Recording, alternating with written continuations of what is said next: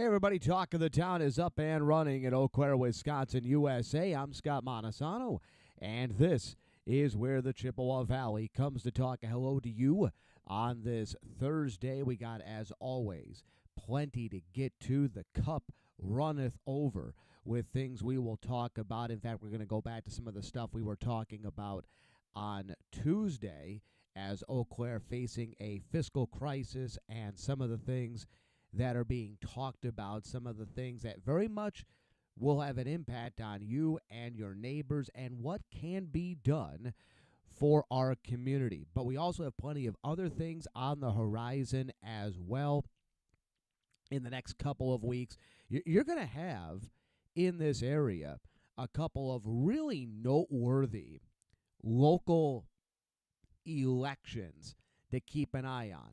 The Eau Claire City Council presidency with Jeremy Greigert against Scott Rogers. And as I said on the show on Tuesday, I think you have to lean towards Scott Rogers being the better fit right now because of what the city needs at this point. And that is probably a city council president who will view it as very much a traditional presidency and not that of, say, the president at a service club, which is not a figurehead position. I want to note that. I'm not saying it's a figurehead position, but they are in much more of an administrative role, moving things along.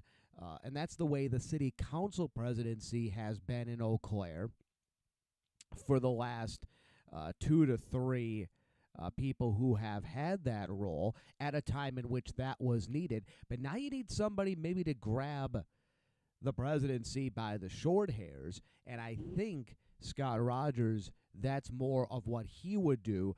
Jeremy Greigert, I think his strength would be more if social issues were maybe more at the forefront. Now, then you also take a look at Menominee, where Randy Knack has been the mayor in Menominee for some 15 years and a lot of success in Menominee. Not to be forgotten, the fact that Eau Claire's in a fiscal crunch. Chippewa Falls has sneakily had a bit of a fiscal crunch, yet you're not hearing any of that in Menominee. Randy Knack has run a good ship. Does that mean it's perfect? Does that mean people cannot have issues with the way Randy has done things? Absolutely not. But you look at some of the other things, some of the other areas, and Menominee's looking pretty good, and they've had a lot of growth under Randy Knack with new industries coming in. But he is facing a significant challenge with Matthew Crow, and that will be a tight race in April. So we've got those to keep an eye on. There's some school referendums. Altoona has a school referendum. We've talked about that in the past. They've talked about it on their podcast. They have here at Eau Claire Hometown Media. You're not hearing. I don't want to take any. I don't want to really read too much into it because this is the second referendum that the Altoona schools have thrown out there in the last 2 years. 2 years ago, they had a bigger referendum. They were looking to buy a new building. They were looking to expand the schools. And you were hearing a lot of positive, though you had some noteworthy opposition to it, and it narrowly failed. This time around, it's a significantly smaller referendum. There aren't too many, if any, controversial pieces to this referendum, and you're not hearing hardly any opposition. And frankly, I haven't heard any myself, though there has to be some. One would think that's going to pass, but I don't think anybody in the Altoona School District is ready to celebrate and have a celebratory cup of soda quite yet. They want to make sure they push that across the goal line. So there's a lot to get to in the area in the next couple of weeks, which gives us time right now to really take a look at what the present is, and that is this talk of the fiscal crunch in Eau Claire, which is going to be something that is going to serve as the backdrop, the the hint of flavor to everything that is talked about and discussed going forward in Eau Claire for the next little bit. You look at the decision for downtown parking and paying for that in Eau Claire. It stinks. I don't like it. I don't think it's a good idea. However, it may very well be necessary because right now the city of Eau Claire needs any bit of revenue it can have. And when you're turning down revenue opportunities, you have to have a really damn good reason as to why you are. And you've got to start maximizing revenue opportunities that you have not been maximizing, which is what we'll hammer on here. Before we go any further, though, it is Thursday when we are doing this podcast. And a hello to those who are watching live on YouTube. I know some of you are in mourning at the moment because just as we started, the Wisconsin Badgers become the first big upset victim of the NCAA men's basketball tournament in 2026. I say it with a hint of glee in my voice because welcome to torture. My beloved Syracuse Orange basketball team has not been in the NCAA tournament at all since, 2022. Once a regular fixture in the tournament, my beloved Syracuse Orange, they have fallen on hard times.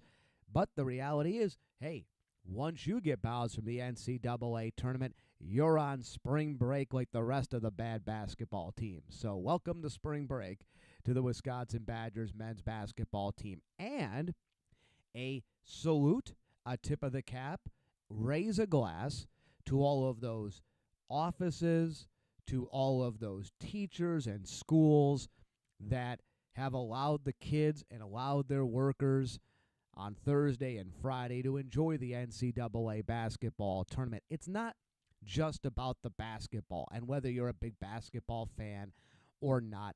It is a communal experience that is one of those simple joys in life. A lot of us growing up in school 20, 25 years ago remember the cool times at this time of the year when back then they'd roll in a TV into the classroom, or some of the classrooms had television, and the cool teacher would put the ball game up on television, and kids would watch the games, and not every kid obviously was passionate about basketball.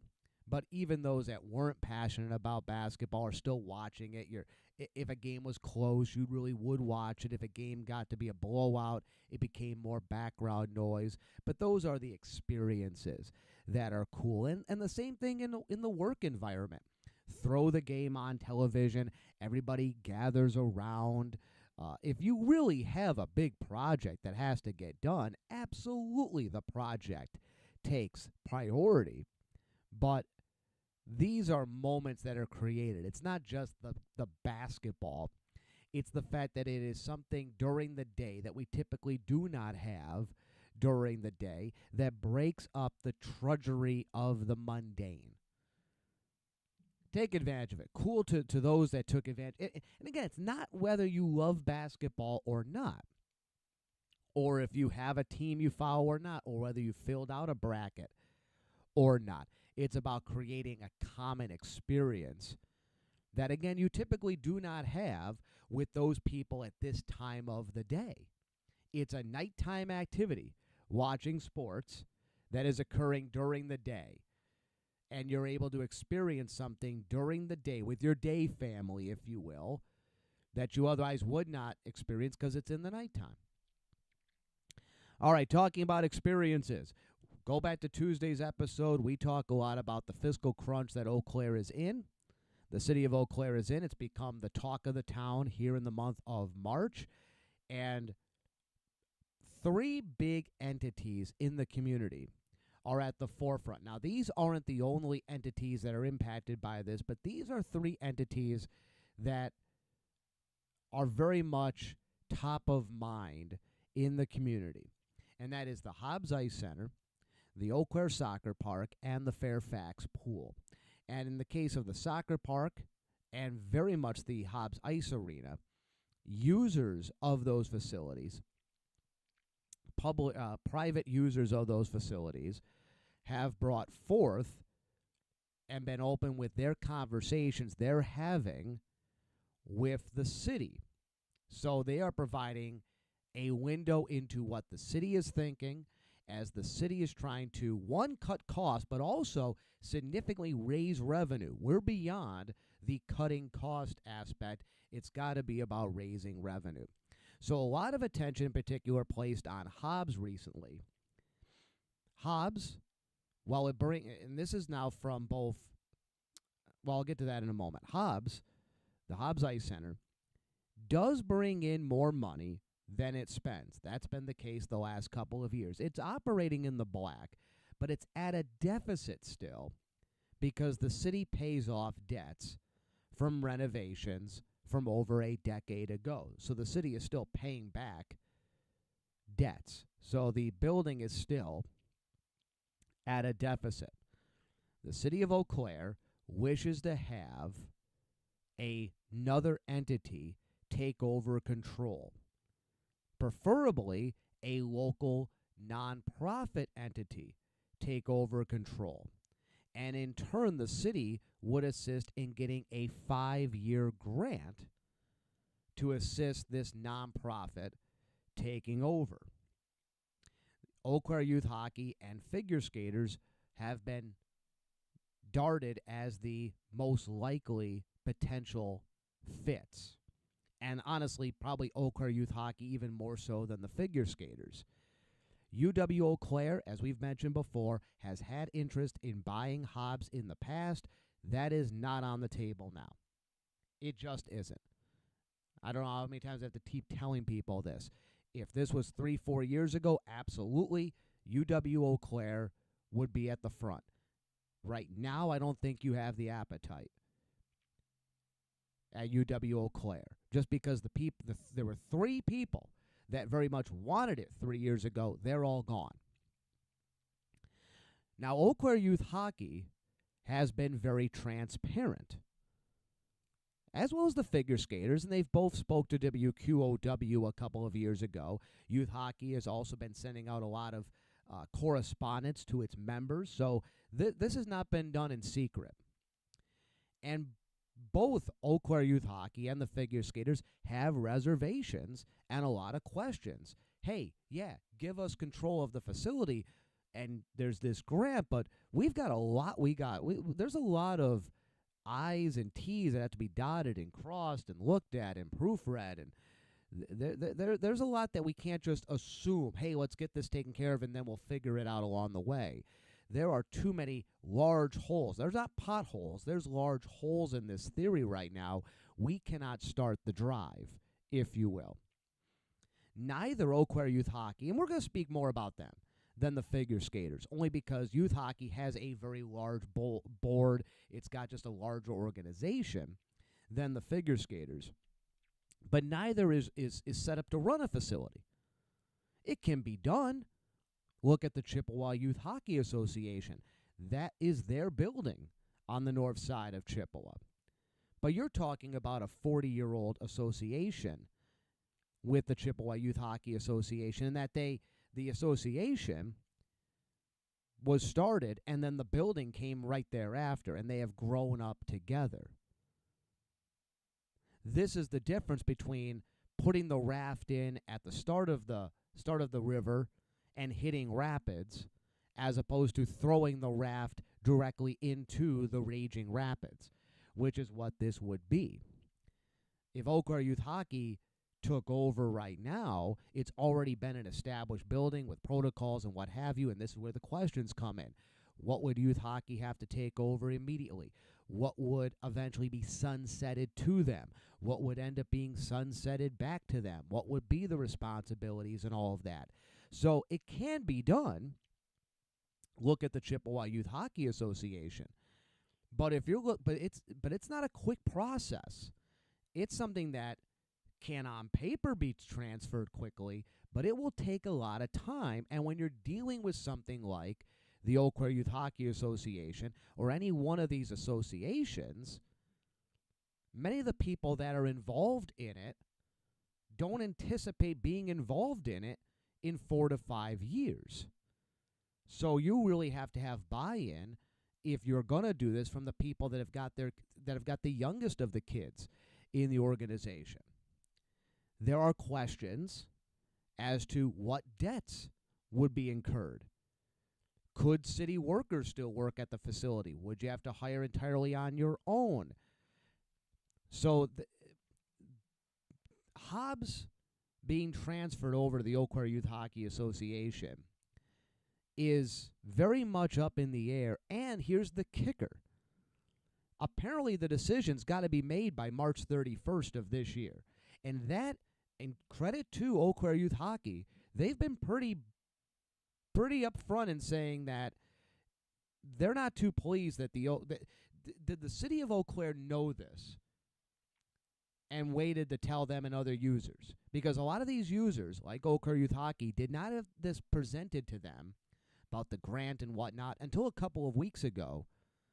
And you can't make a decision like this within the span of 3-4 weeks.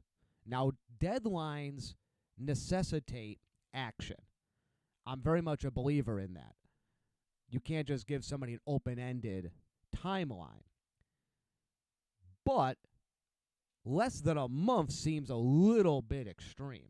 Now, I'm not going to go down conspiracy theorist route of people saying, well, the city has plans and they're kind of throwing this out there as a cursory, but they're prepared that when none of the local groups say yes to taking on the project, that's their goal all along, and they've got somebody else who's going to buy it and is going to bulldoze the facility. No, we're not going to go down that route. We're not going to go down that conspiracy theorist route, at least right now. If it turned out that was what, I'm not going to give the city that much credit. I'm trying to map that sort of thing out. So Eau Claire Youth Hockey and other groups feel this has been forced on them. It'll be interesting to see how it all plays out with Hobbs, because the city needs to figure out a way that it can divest itself from the expenditures of Hobbs while also making it a revenue producer for the city. Something that's on the tax roll or something that's providing a constant stream of revenue, which also, by the way, if you end up giving it to a nonprofit, you're going to lose some of that. That's where there's a lot of these questions here with the plan. And it brings me back to this. With Hobbs, the Eau Claire Soccer Park, which you're hearing the ASO, the Youth Soccer League, they're looking at a similar deal. And then you got Fairfax Pool. These are 3 valuable pieces of real estate. 3 very valuable pieces of real estate in the area, both from a monetary standpoint, especially with the soccer park, which we'll get to in a moment, and from a community worth standpoint in Fairfax Pool and Hobbs. Now, I'm always a little squeamish when a city does divest in toys for a community, because that means you and I, if you live in Eau Claire, have ownership, not a private entity that can do what it wants. It's the difference between a community facility that you and I own and, say, the Valley Sports Academy, which is not a knock on Valley Sports Academy, but that is a private owner who ultimately can do whatever they want within the bounds of law. There's a significant difference that you don't quite recognize until it happens. So, and once you give up community ownership, you're never going to get it back. So here is what I propose. And I threw this out to other people who said, Scott, you're damn right. Let's start with Fairfax Pool. As we saw in Chippewa Falls, these are money drains, community pools, but they are a tremendous asset. And anybody that has spent any time at Fairfax Pool knows the asset it is in our community, especially nowadays in our society when not as many people are putting pools in their yards. It's the only thing that makes National Lampoon's Christmas Vacation very dated. That and the fact that Clark Griswold gets stuck in his attic and doesn't have a phone to call anybody. But that was a very 80s dream to have a pool in your yard. That's not anymore. Fairfax Pool, this is one we need to keep. And how do you keep Fairfax Pool? You sell advertising. There's hardly any advertising there. Perhaps sell the naming rights to Fairfax Pool. Why not? I'll use a non-existent business because I don't want to give anybody else extra coverage. But let's say Charter Bank, which no longer was bought out by Nicolay Bank. It's the Charter Bank Fairfax Pool. You've got a lot of ad space around Fairfax Pool. Fill in the ad space. Have certain businesses buy out days there. Hire salespeople. Hire revenue producers. Yeah, I'm saying hire more people, but make them revenue producers. You have to look at all the positions in the city and go, who's producing revenue and who isn't? And it's one of the awkward things there is. Give people that are currently in positions the opportunity to pivot. But if some people say, I wasn't hired to sell, all right, well, you're out of a job then. The game has changed. What we needed when you were hired is no longer what we need. You need to sell revenue. You need to make revenue.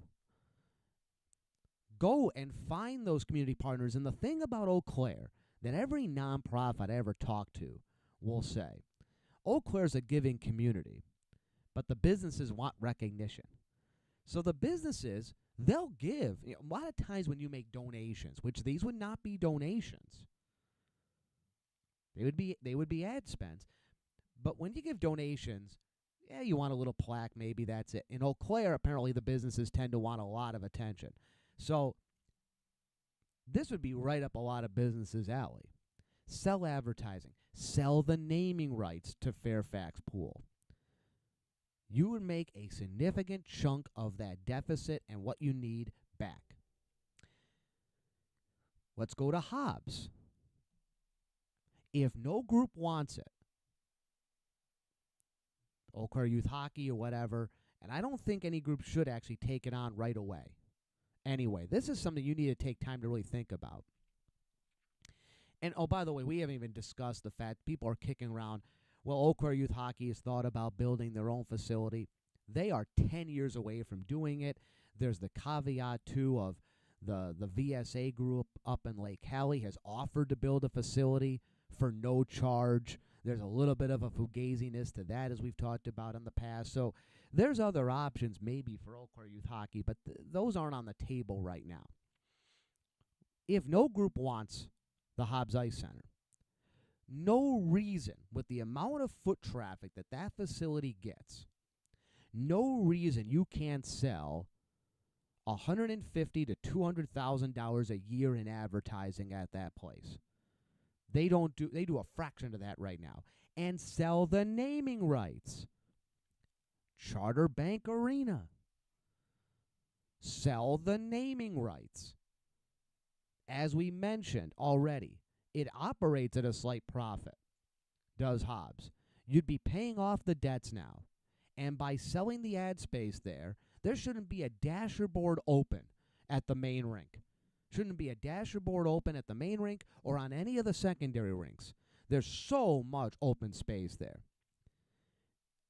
And you could ultimately have the goal be to lower costs to the users too because of that. And then be smart about it.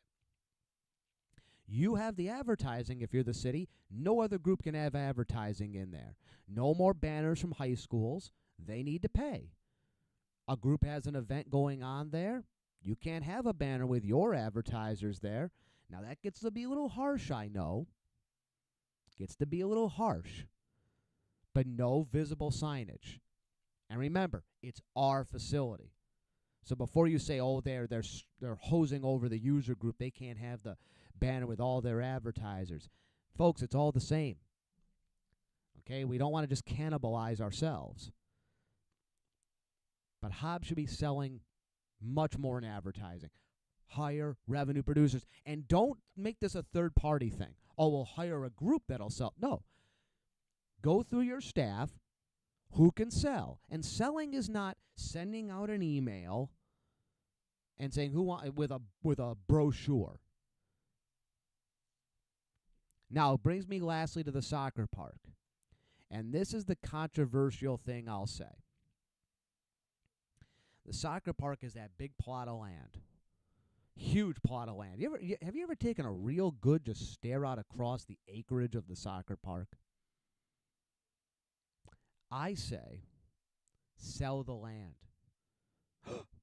Here I am saying, save Fairfax, save Hobbs, sell the soccer park. Oh, Scott must hate soccer. To the contrary, let me explain. The soccer park is nothing. There is a concession building. There's no stands. There's no infrastructure. It's just grass. Well-maintained grass. Sell the land. But what about soccer, Scott? I'm going to tell you how we're going to have a win-win here. You sell the land to a developer. You make it residential. Now you get housing on that big plot of land. So you've got constant tax revenue as well. Benefits the city in many ways. For the soccer, you go back to the way it used to be. For one, maybe the soccer finds another facility in the area and is able to build another soccer park and perhaps an actual real soccer park with a main field and what have you. But we've got a lot of other land in this area that is soccer fields. All these elementary schools, for instance, and the middle school have all these soccer fields that used to be used by youth soccer in another era.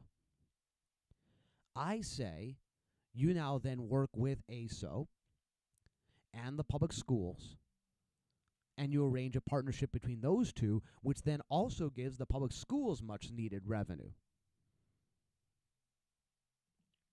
There you go. There you go. Revenue producing ideas for the city with these three entities.